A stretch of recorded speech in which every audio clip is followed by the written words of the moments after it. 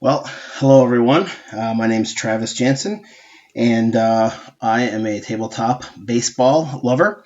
Um, Normally play SherCo Baseball. That's my go-to.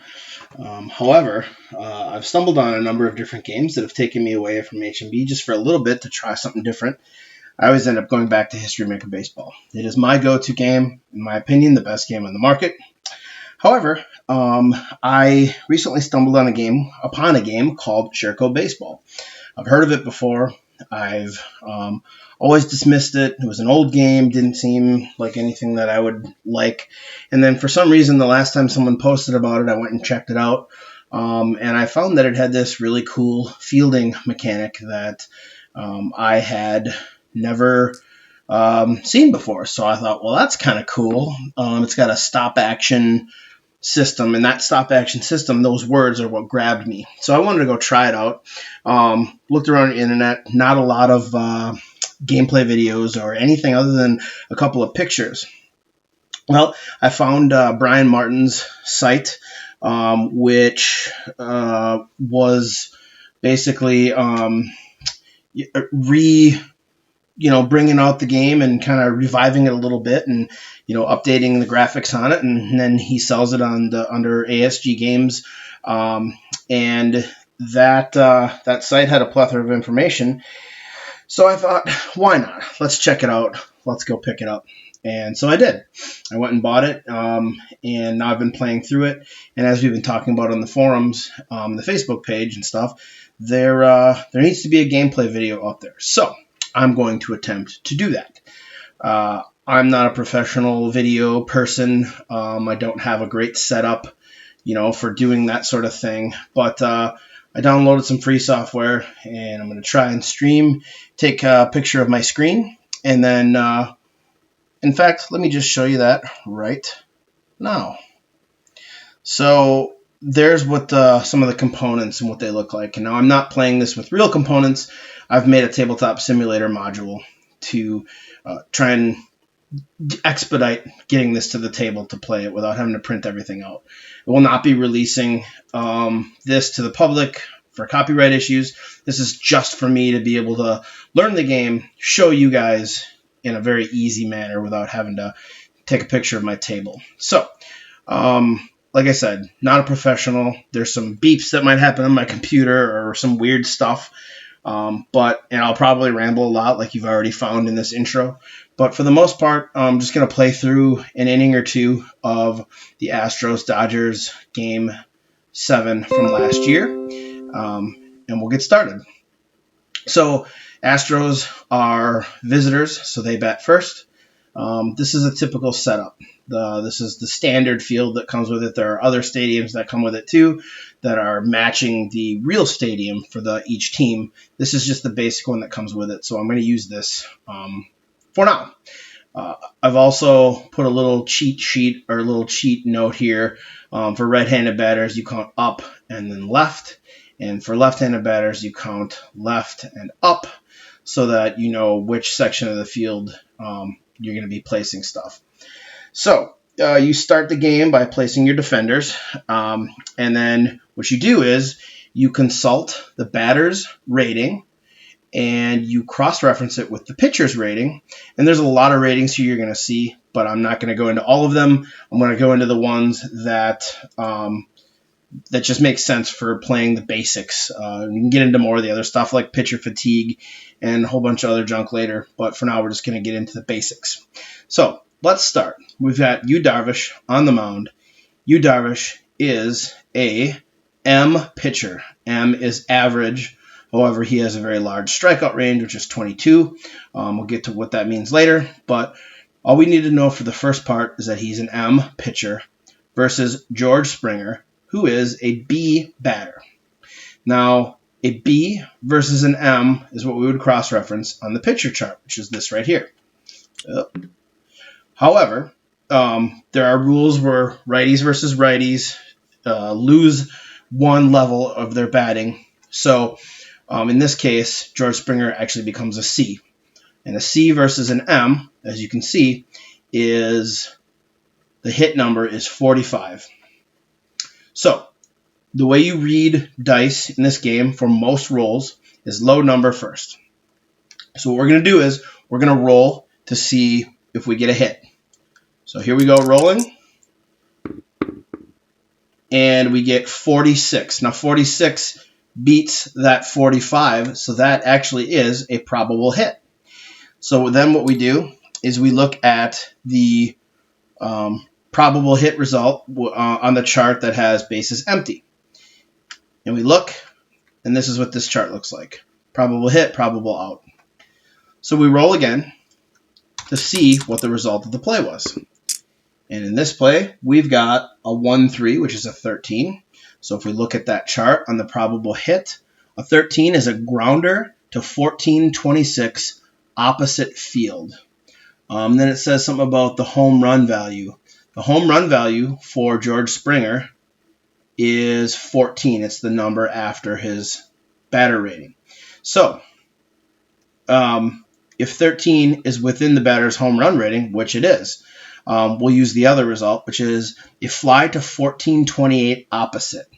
So 1428 opposite means we go left 14 and, oops, I got to remember what that was, 1428. So 1428 opposite. That's a huge home run to right field opposite. So it's a big oppo dinger for George Springer. He leads off with a home run. So pretty sweet. Nice job, Georgie. We'll move on to the next batter, which is Bregman. He is also a B. A B against an M, again, is 45. We don't need to look that up. We're going to roll for hit. And it's a 15. So a 15 is a probable out because it does not beat the hit number, which is that 45 that we saw here. And his home run number is a 12, so it's outside of that range. However, it is within the range of Yu Darvish's strikeout. The first number is the walk. The second number is, so 11 would be a walk. 12 to 22 would be a strikeout. And since 15 falls within that range, that is a strikeout. So we have one out.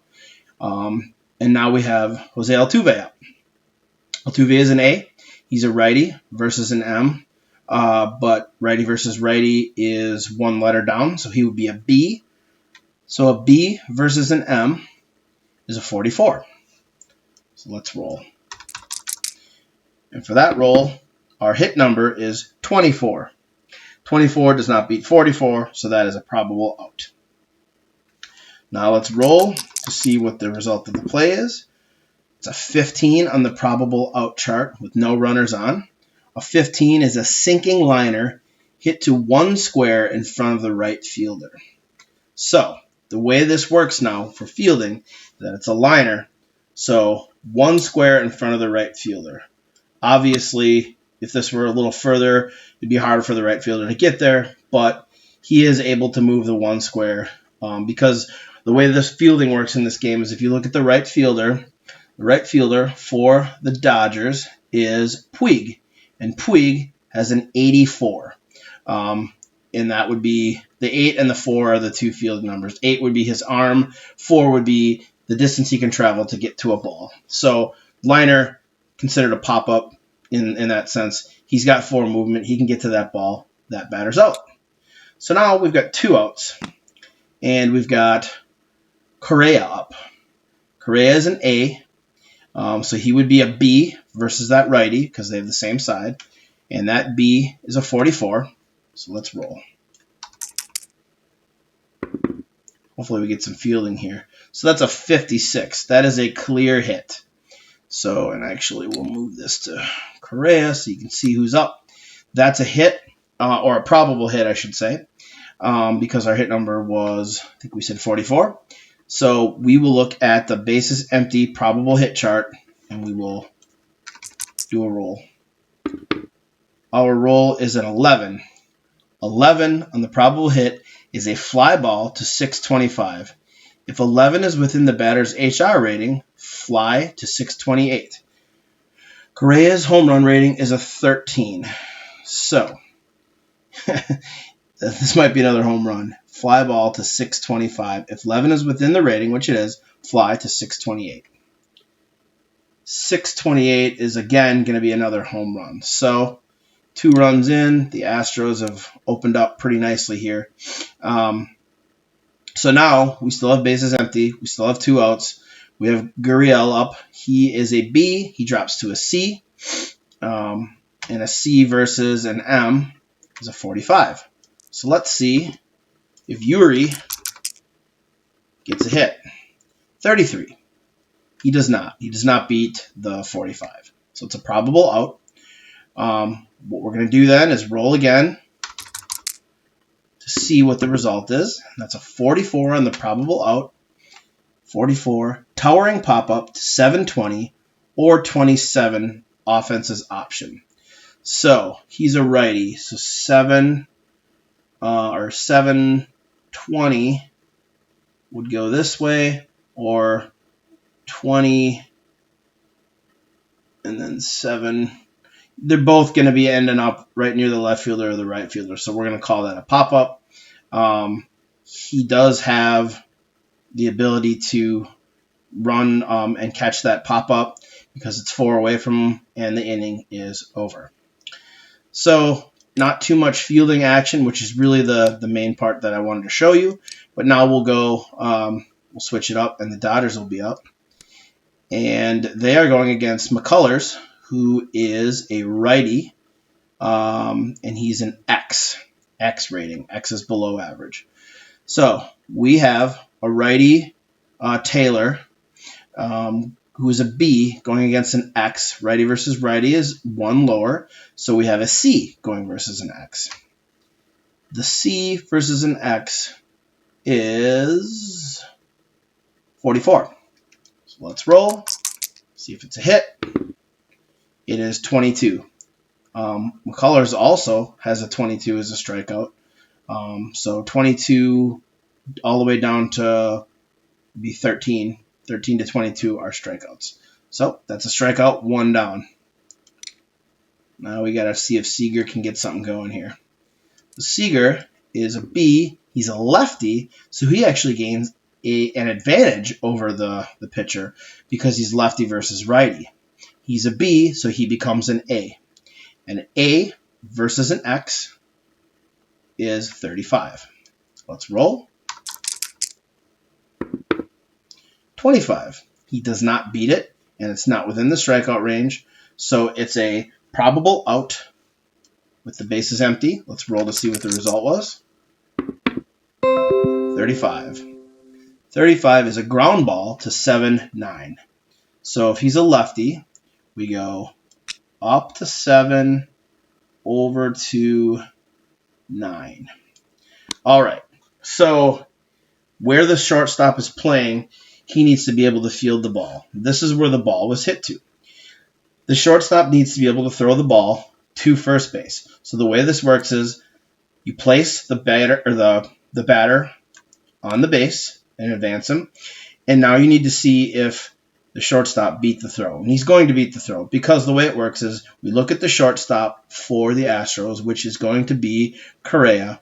Correa is an 84. In this case, in ground balls, you use the 8. Could be an 8 or a 9 or a 7, but usually 8 or 9. And an 8 means he has 8 points to move to the ball and throw it to first.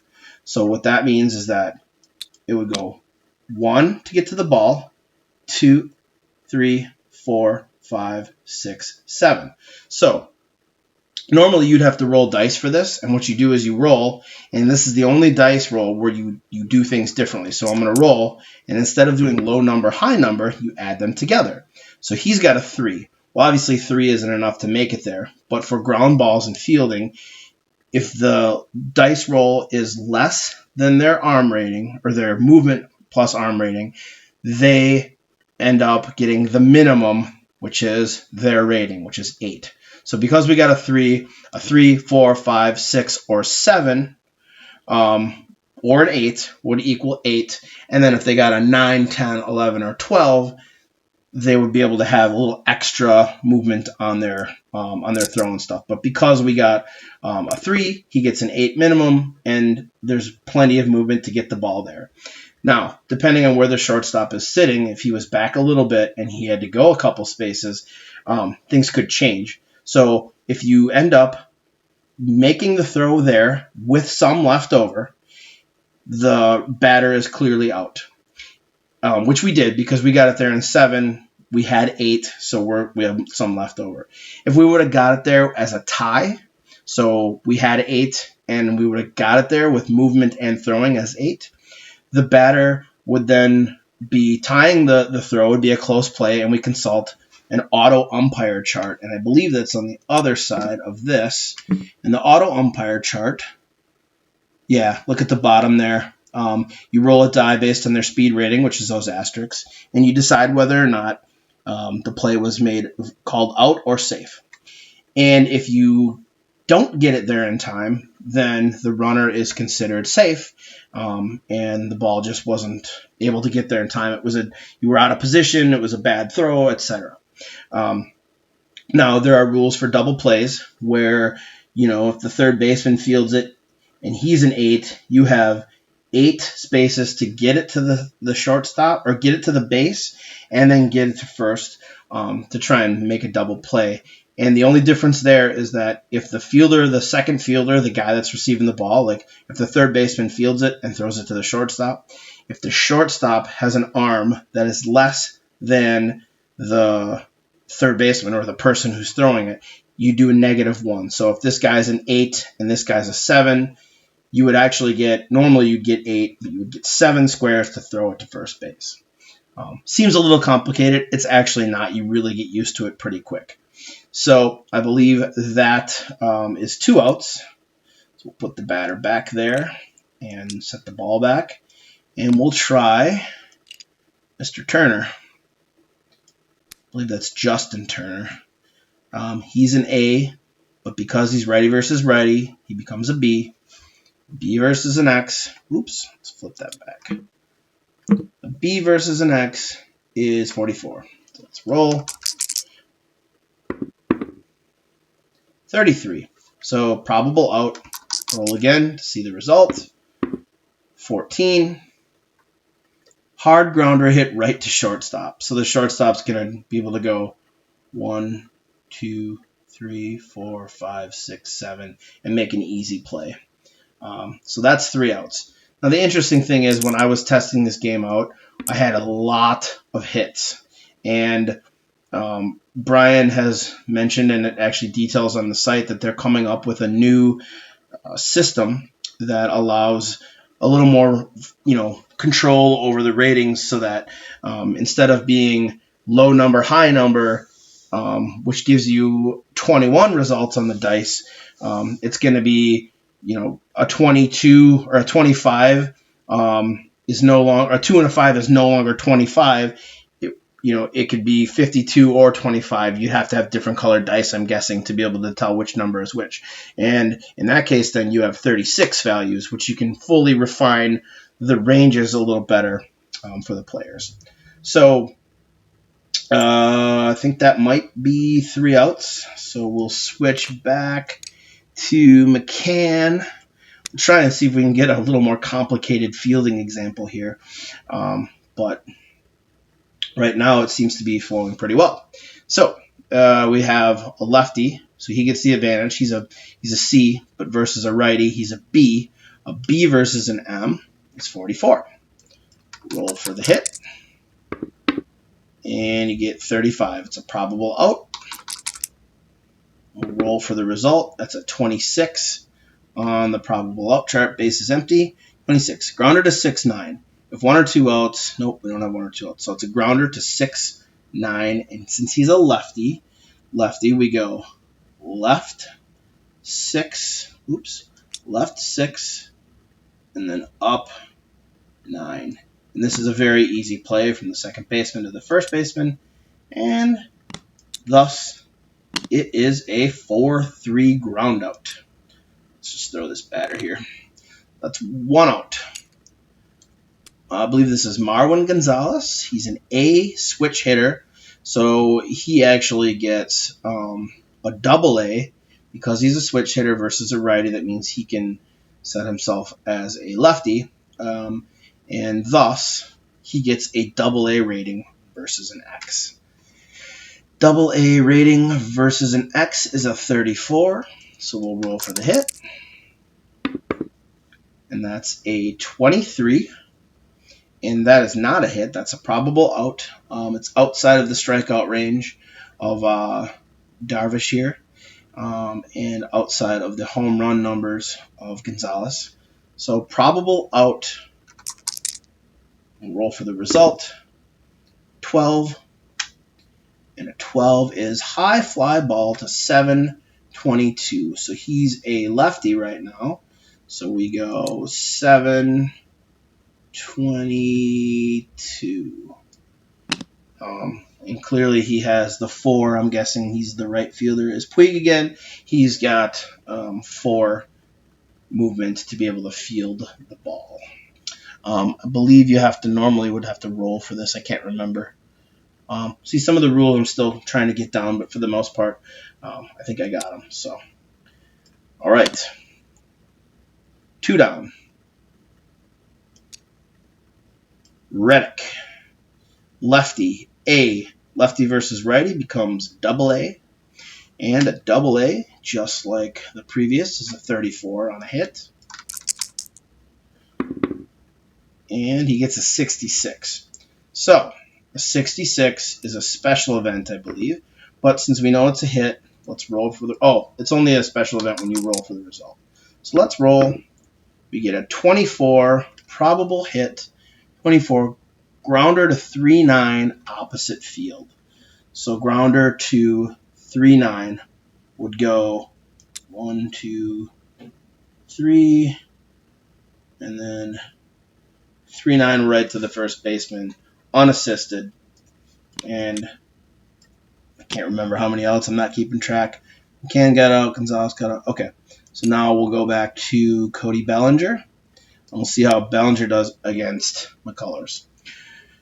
So he's a B. Lefty versus righty. Makes him an A. A versus X gives you a 35. Now, there are some plus walks and minus walks and other things on here that affect whether or not they walk and get on base.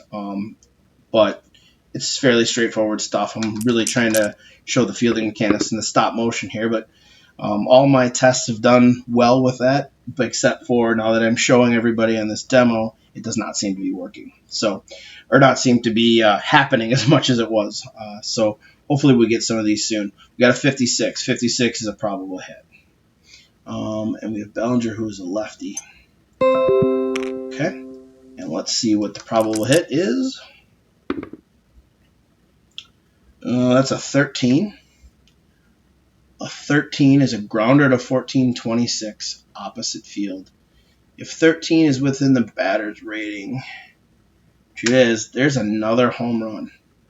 Because 1428 opposite field, which is 14 and 28 is way the hell out there.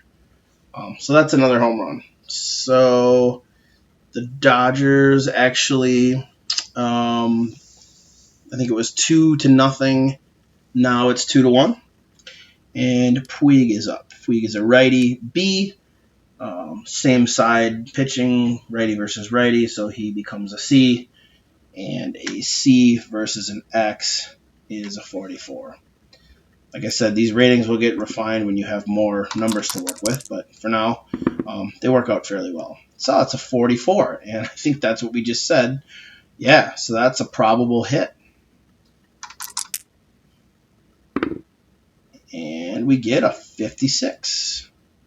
56, probable hit. Grounder to 619.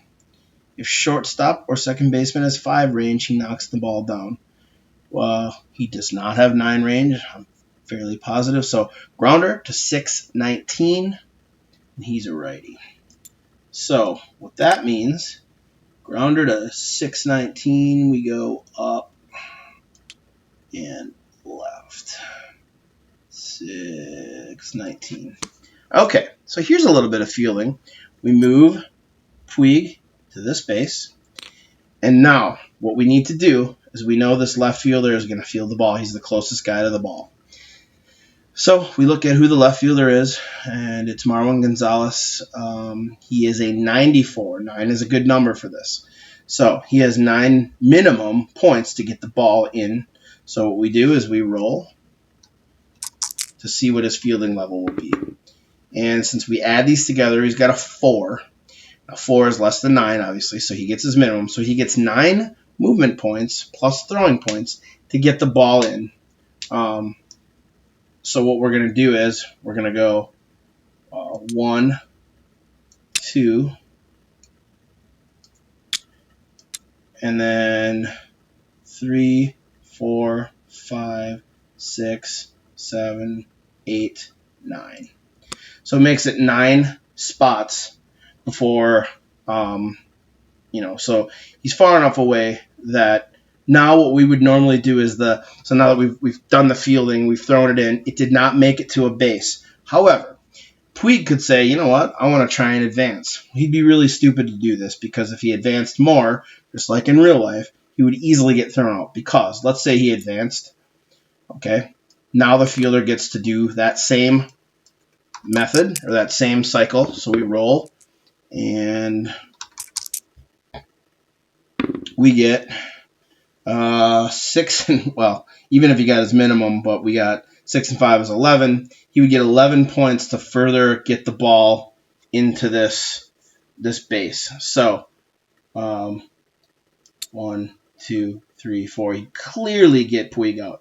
So Puig is going to decide this ball's going to, stop here. Puig's going to decide to stay there, and it's a single. Most balls are going to be like that. There are some where you could hit a double where the ball's far enough away that even through 2 cycles of that fielding, the ball hasn't gotten there yet. And in that case, it'd be hard to it'd be a stand-up double. Or you could try and tie it if you feel like there's, depending on what the fielder's arm is. This guy, Marwin Gonzalez, he's got a 9 arm, so that means the ball would have to be 9 plus 9, which is 2 cycles, would be 18, and then plus 1 to get it to be able to get him out. It would have to be 19 spaces away from second base to get a stand-up double for Puig, because that would mean that the ball, no matter what, couldn't make it there. So I think I said that right. Either way, I'm still learning some of the rules, as I said. So that gives you hopefully a little bit of a feel of how the game is played.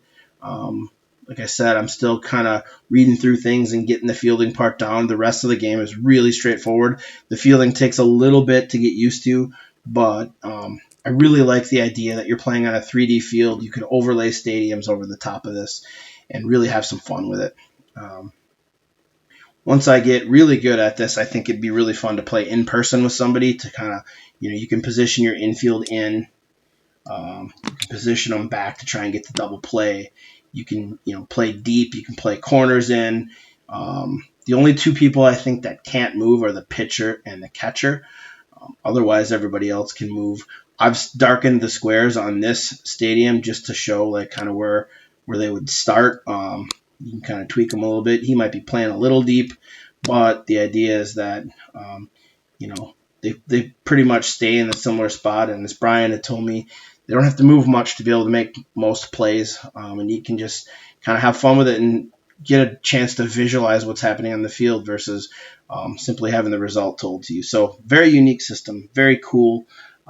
It does seem a little fiddly. I think people had mentioned that. However, once you start playing it, it's not fiddly, and it just sort of starts to flow, and you remember, if it's near the shortstop in a certain number of squares, it's going to be an automatic out. If it's hit here, this is a single, and then you got to decide who's going to go pick up the ball, and you really get a chance to feel like you're playing the game with your fielders as opposed to just sort of abstracting everything away. It's kind of cool. So, not the game that I would play all the time, but certainly the coolest game I've seen since History Maker Baseball that has grabbed my attention. and has really provided some fun and interesting. Just even reading the rules is kind of cool. Really looking forward to the new updates. That's pretty much an auto purchase for me when Brian and team gets that out, so I can have some fun with some more refined ratings. And on top of that, this game as well as the new add-on comes with the rating formulas available. So you can rate your own players, which is a huge must for me in any baseball game. And most of my, like I said, most of my seasons are going to be on History Maker Baseball, but I can see myself playing this, a lot, especially just, a quick couple of innings here or there, have some fun with it, and kind of visualize things and see what's happening with your fielders out in the field. So that's all I have. Thanks for listening to me ramble. Hopefully I get better at this as I do a few more. Maybe I'll play a full game here or there. I don't quite have all the rules down yet. I do have a couple of cheat sheets I made, and I'm still getting smooth with that. And when I have that, maybe I'll do another full play video, or maybe I'll play against another person or another friend. We can put this on the screen and record it and show us playing the game and talking through it. Have some fun with it. So thanks for listening. Hope you enjoyed it. Go check it out. ASG Games is selling the components for download or for print. And go check out the Google, I think it's a Google Sites page that Brian Martin and Stephen Lachey, the original creator of the game, have put out. It has a whole bunch of information on the game. Go check those out. Brian's around on the Solo Board Gamers or the Sports Board Gamers Forum Facebook page. And he's generally around trying to get the new version of the game out as well. So go check it out. Let me know what you think in the comments, and hopefully I see you around. Thanks a lot.